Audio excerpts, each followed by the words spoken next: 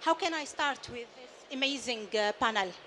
Honestly, I don't know a lot, but as there is a lot of you who are women and a lot of youth also within Arab Health today, I would like to ask this amazing panel about their experience. I want them to speak to you about their path on leadership, because it's a long path before being on this panel. So let me start with Safia. Safia, can you tell us a little about the challenges and the wins as a group CEO of M42, please? Thank you, Dr. Fatma. First of all, I must say I'm honored to be joining the stage with inspiring women leaders, especially in an industry like healthcare. I must say that empowering female leaders takes really a mature mindset from leadership. And I have seen that within the M42 group. In fact, majority of our senior management team are female leaders. And that's something to be proud of. Now, of course, as women understand women, and we have challenges. And if I must maybe pinpoint the biggest challenge, I must say it's confidence. As women, or for me personally, from my experience, growing up in a conservative culture where you're not encouraged to disagree a lot as a young girl, it does not help building the confidence that you need in a leadership post or to reach that level of leadership. So building confidence really was the biggest challenge that I faced. For a couple of years, I thought I was under the impression if you build competence, so functional skills, that will take you far. And it did take me far, but not that far, because competence, functional skills, knowing your finances, knowing the skill set, or having that skill set, is not only what leadership is about. And it was not until later in my career that I understood what it needs and what is required to be a leader. The confidence that you need, the emotional intelligence. And it's not something that necessarily all women have. So I really had to build that with time, with practice, with coaching, in order to be able to position myself as a woman or as a potential leader and demonstrate my ability to take on these leadership posts. So I would say, yeah, confidence, I believe, is the biggest issue for women. And you are very confident, Safia. I can tell you that. All the team here can agree with me. Thank you Well, so sometimes much. you have to act it. Yes, I love it. Let's ask now Mariam Al-Dahiri. As an executive director of procurement and supply chain, this is usually a male-dominated, okay, it means, let's say, area. What are the challenges and what are the wins that you are having day to day, Mariam?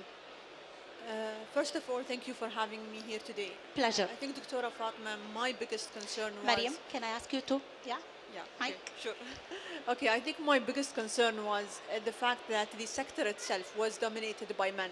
So supply chain generally was established in the UAE as a result of establishing the petroleum industry.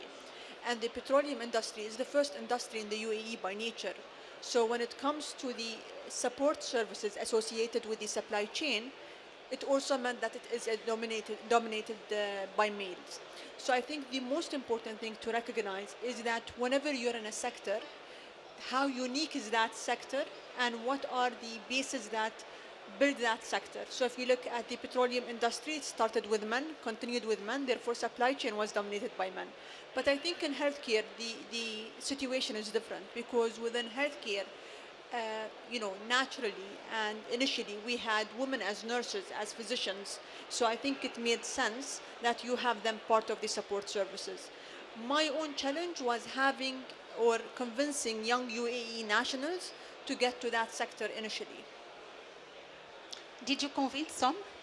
I did. I Yes. do have a couple of UAE nationals and Yes. females part of my And some team. of them are here, I think. Thank you so much, Mariam. Dr. Mayel Jaber. Okay.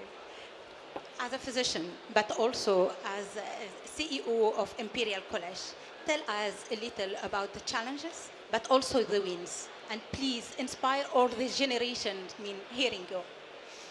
Thank you, Dr. Fatma, and good afternoon, all. I'm definitely thrilled as well to join this panel. Reflecting on my health, I would say reflecting on my personal healthcare journey, I wouldn't say, and I have to acknowledge that They acknowledge with you. so I would acknowledge that being a female or my gender wasn't the reason or wasn't the challenge I faced.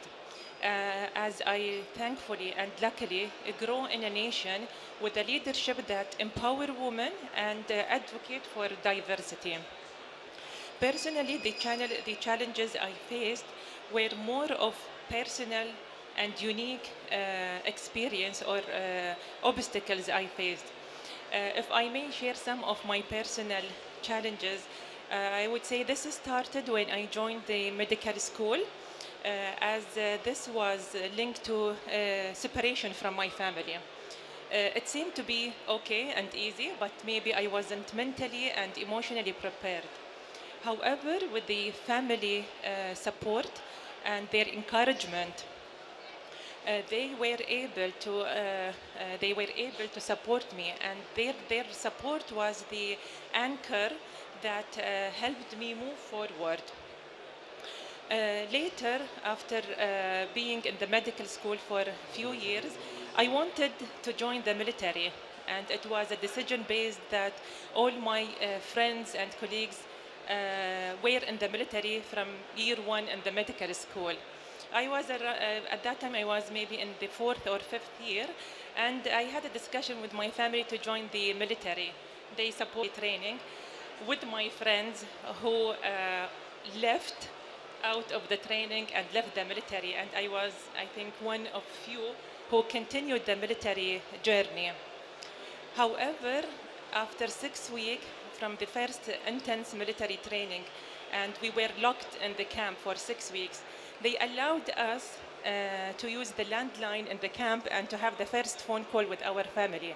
This was during the summer, and my family were out of the country. So luckily, one of my brother had answered my call, and we had to queue in the sun in the military camp using the landline.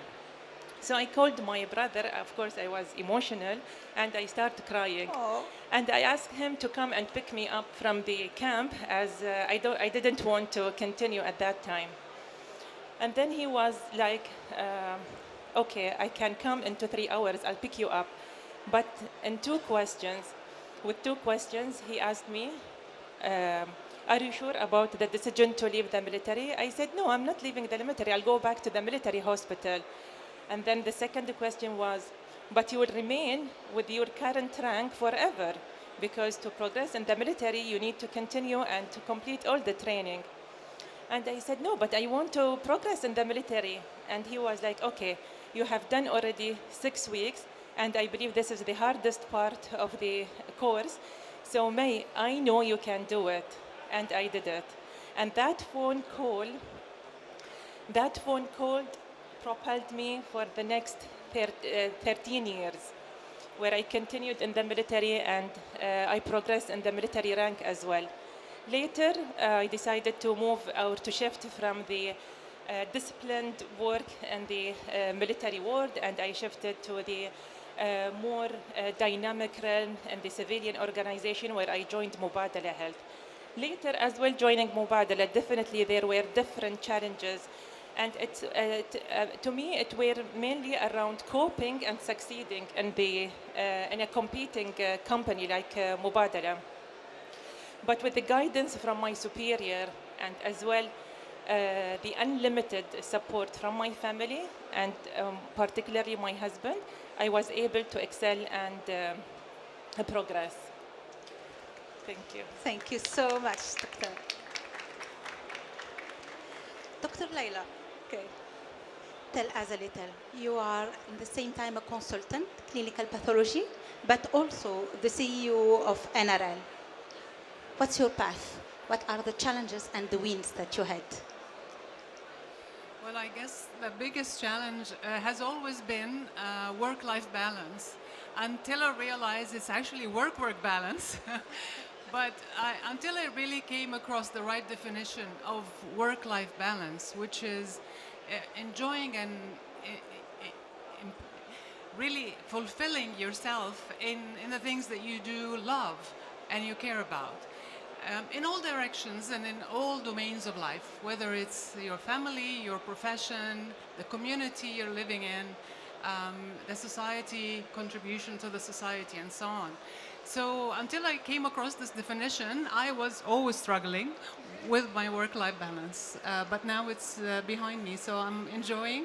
And yes, I work hard sometimes. Sometimes I don't sleep maybe a lot, but then I compensate later on, so it's fine. Thank you so much, Dr. Laila. Dr. Mahwish Ahmed, welcome on board.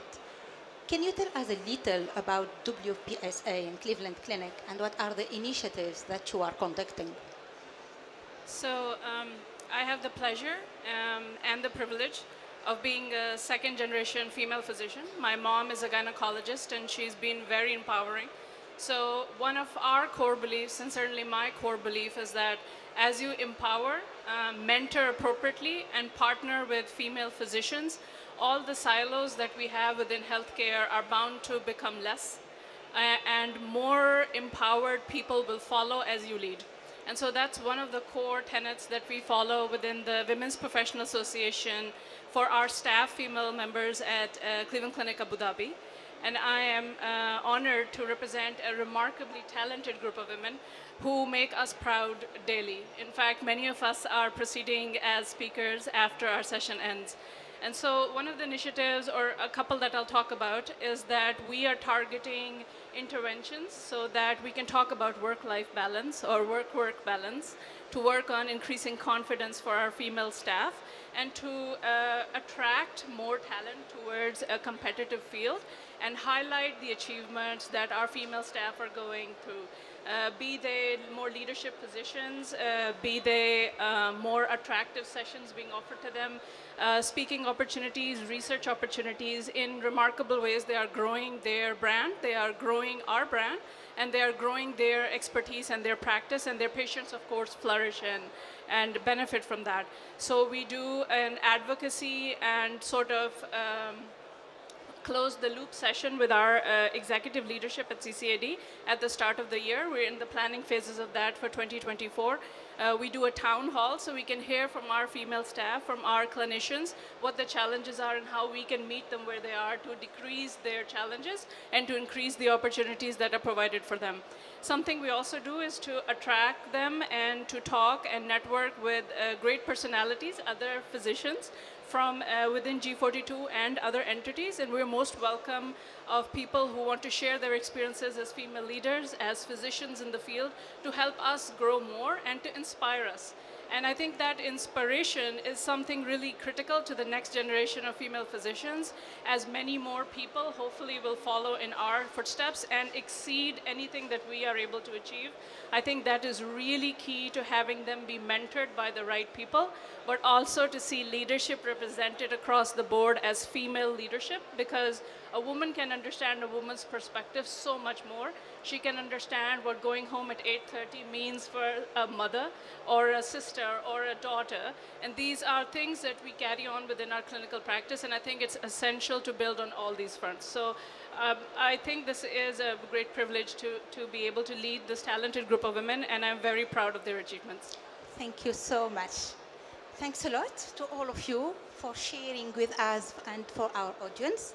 Let me ask you, what's the takeaway, inspirational message you want to give to our next generation? What do you want to tell, to these two ladies, Emirati young leaders? Mariam?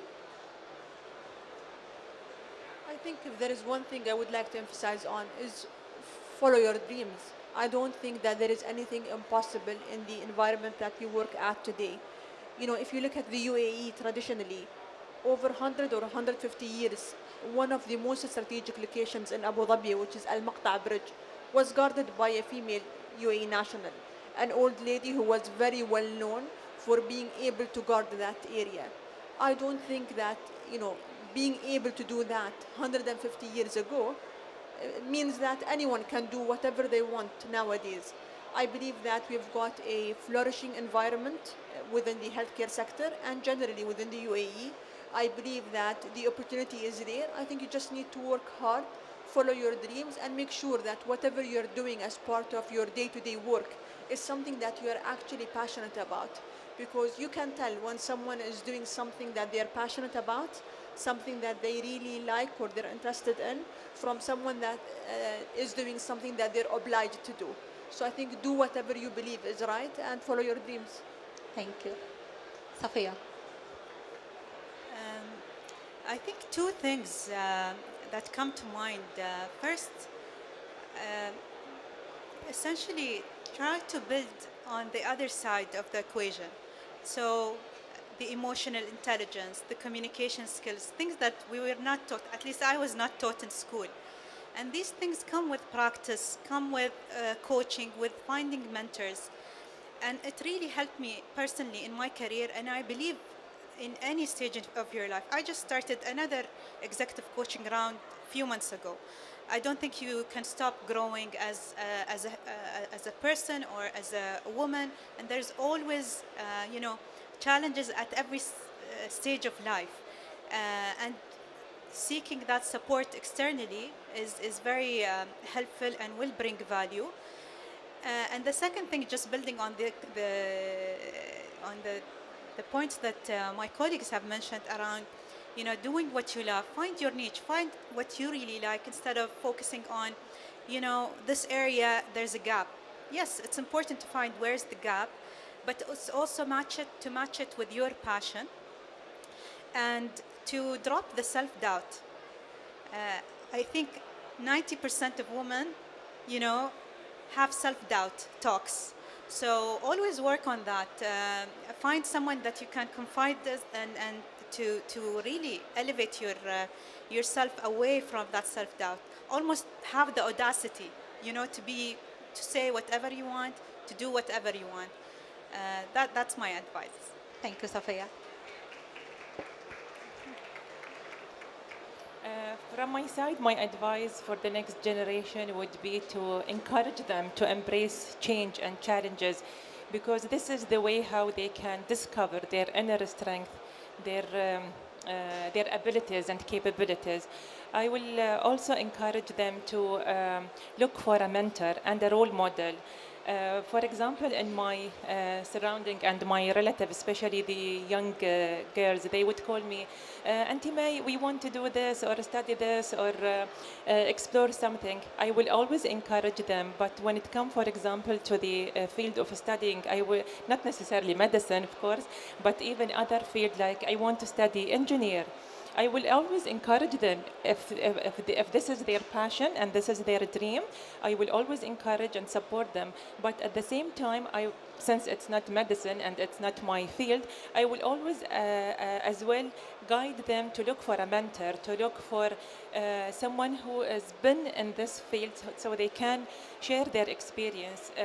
And this is based on a personal experience. At our time, I think we missed this mentorship. We went into medical school. We thought after 6-7 years we will graduate as a consultant. And then we came to know that there are another 4 or 5 years of specialty to be a consultant, and the journey is so long. So it's always great to have a mentor who can guide the young generation in their field. Thank you, Dr. Mai. Dr. Laila. For me, it will be also two pieces of advice. So the first one is dare to lead. And dare to lead not just by being arrogant or something like that, but really by having the passion and the commitment to lead, by making mistakes and owning them, by trying and failing, and don't shy from it. Don't say, well, this is too much, I'm overwhelmed, this is not for me, I better do something I can afford doing, not really put myself into this, stress all the time. No, rise to the occasion.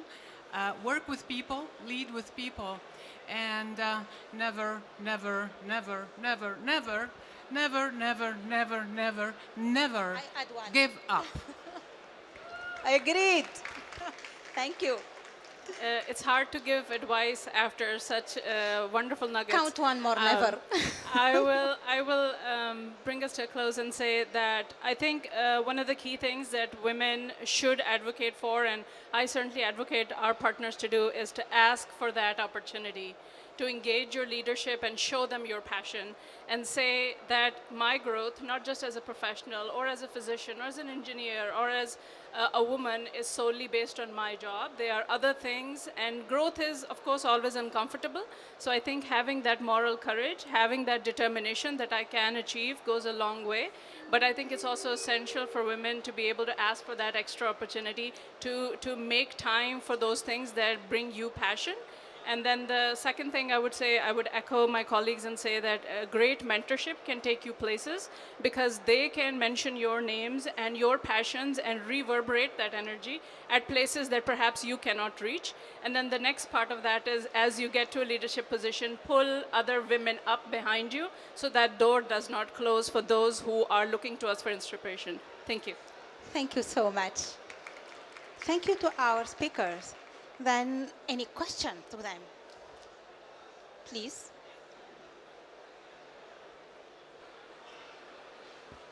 Thank you, ladies. My name is Wadad Abul Khudud. I've actually in healthcare strategy. I have been always fascinated by M42 since the combination of innovation and healthcare has been. And honestly, today, I really would like to thank you for being led by amazing ladies. I didn't know this, and I'm so fascinated. يعني, I have to say it in Arabic, mashallah. And Allah bless you, all of you.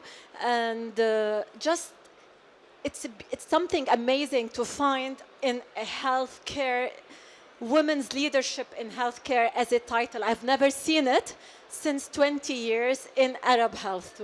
And thank you so much for giving us this opportunity and inspiring messages when you went out of your circle of comfort. Thank you. Thank you so much.